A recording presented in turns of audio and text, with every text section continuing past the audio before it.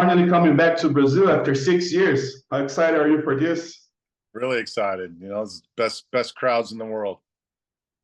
All right.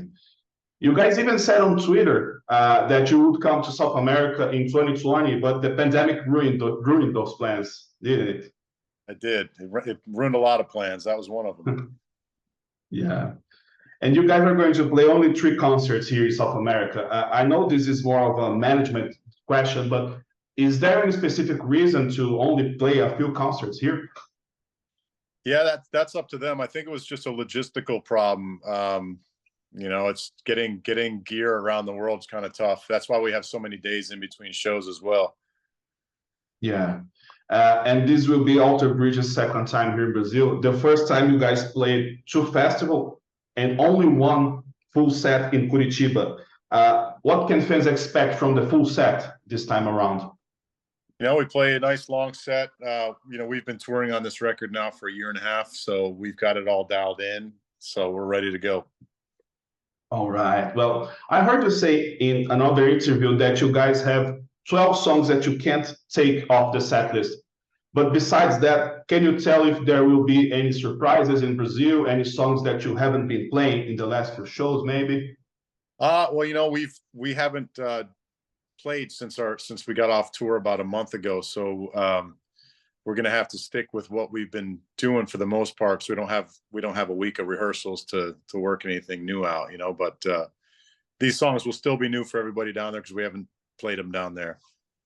Absolutely. And since I mentioned the other visit to Brazil, in 2017, you played in Rock in Rio with Bon Jovi, Tears for Fears, and in a festival in São Paulo with The Who, The Cult.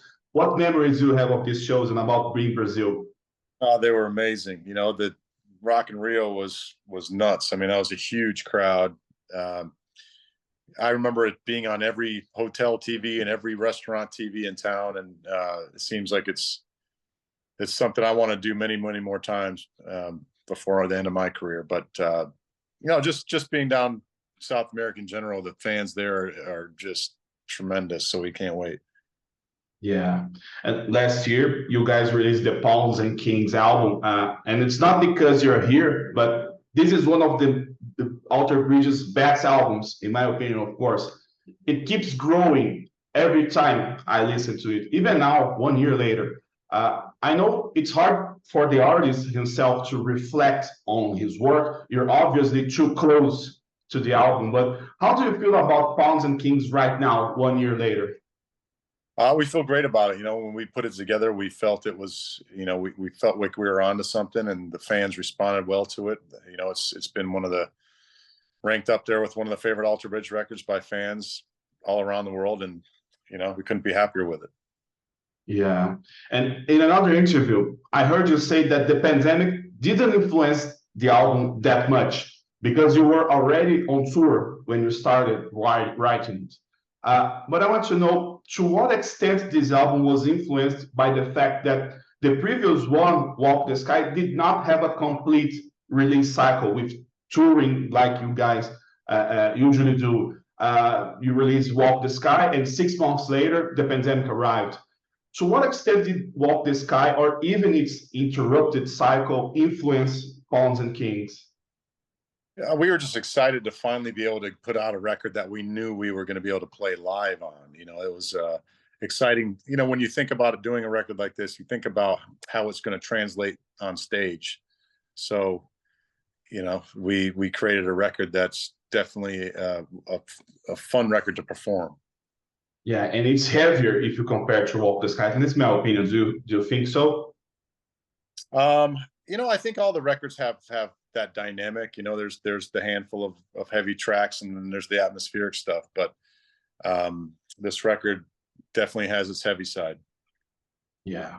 And about the songwriting process, you said before that Elvis, your producer, told you guys that yours and Miles' writing style over time had changed so much that he could not recognize which member of the band was responsible for which song.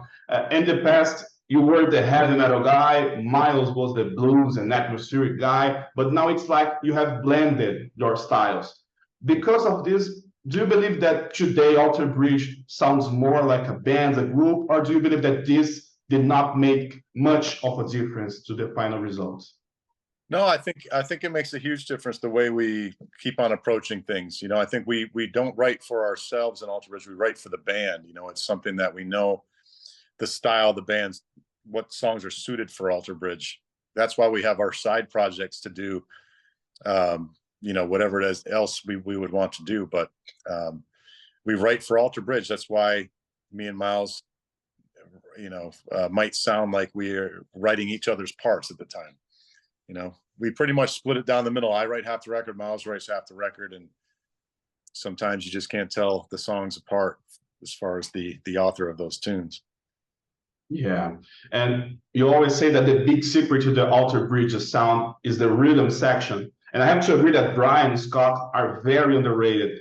How do they collaborate in this writing process and developing the band sound?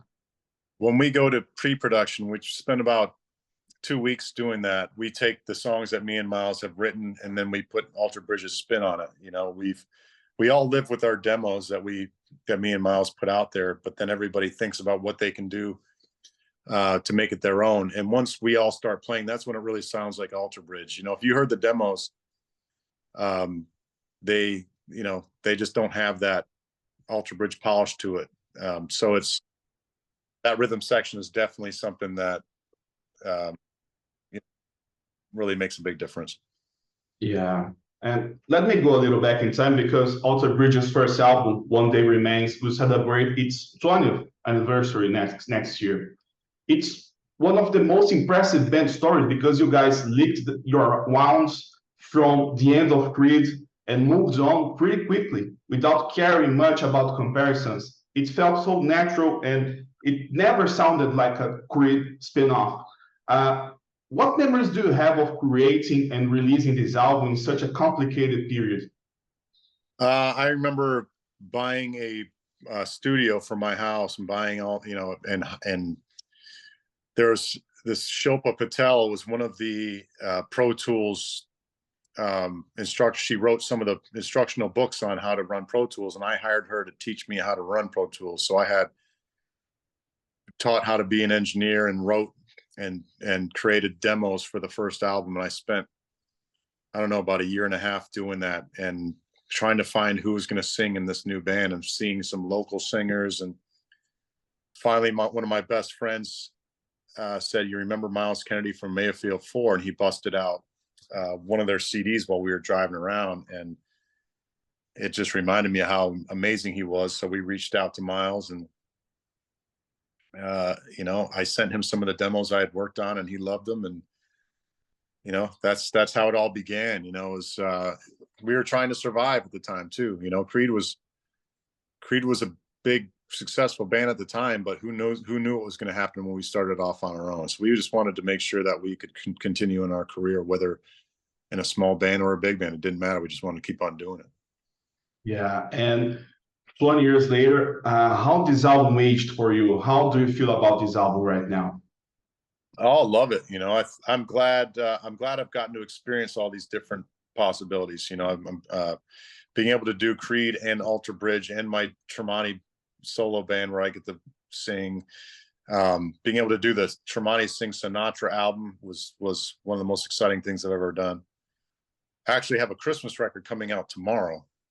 Yeah. With the I did a lot of that with the Sinatra guys as well, and a choir and a symphony and all that. So that was probably the most biggest production I've ever done. So that comes out tomorrow. I'm excited about it. But you know, I'm glad like I said, I'm glad I've gotten to take all these different roads in my music career. Yeah, since you mentioned the Christmas album, what was it like? Because you recorded the Sinatra album, and it's something new, but it's new, obviously new to record Christmas songs, but it's not so new because you already done similar things before with the Sinatra album. What was it like this time? I felt very confident about it because I knew that we had done this to Sinatra record. I knew the guys I was working with. I knew it was going to sound, the music was going to sound great because these guys are, pros. And then the toughest thing was going and making sure that I found all the arrangements from all my favorite Christmas songs and put all our spin on take a little piece of this one, a little piece of that one, and make the best arrangements possible for these Christmas songs and make it sound like something that you heard in the 50s. You know, I don't want it to sound like modern Christmas. I want it to sound like old school, the Christmas that we all grew up and knew and loved. And I had a great time doing it. It's probably been one of the most fun projects I've ever done. Cool. Well, and looking into the next year, and I know this interview is about Alter Bridge, but I can't help but ask about the Creed reunion. How did this idea of returning with the band come about? You know, before the pandemic hit, we had been doing cruises, shiprock cruises, and I remember telling my manager that it would be fun to do a Creed cruise. And now, you know, all the time went by where the window opened up after the Alter Bridge tour, where we had started talking to the 6-man group, who host the cruises, and they thought it was a great idea. And so we, you know, got in contact with Scott, and they enjoyed the idea as well. And we put it on sale, and it sold out, you know, immediately. So we're excited about it. And there's a big announcement coming up on the 30th about Creed. So, you know, people keep their eyes out for that. Yeah, and one of the most incredible things about this comeback was when you guys went to the Texas Rangers game, because they have turned the song Higher into a kind of their own anthem. How impressed were you with that? That's amazing. You know, my kids absolutely obsessed about sports, so they think I'm cool finally. You know, because I got to take them to that game, and now they want to go to the World Series. Like, come on, Dad, take me to the World Series. And you know, hopefully I can introduce my boys to the team one day. Yeah. And what can we know about your plans for next year, whether with Creed, Alter Bridge, Tremonti, any other project? And you mentioned an announcement. I don't want to spoil it, but as far as you can tell us, what can you tell us about next year? So in January, I have 3 shows with Tremonti sings Sinatra. I've got 2 in New Jersey and 1 in Beverly Hills. And then I've got another show December 16th, a Christmas show in Orlando. And all the proceeds are all going to charity for all those shows. And then, like I said, Christmas record out tomorrow. I go into the studio with Tremonti, my solo band, in February. And then we do the Creed cruises in April. And then as far as the rest of the year goes, look out for that announcement on the 30th. You know, staying busy.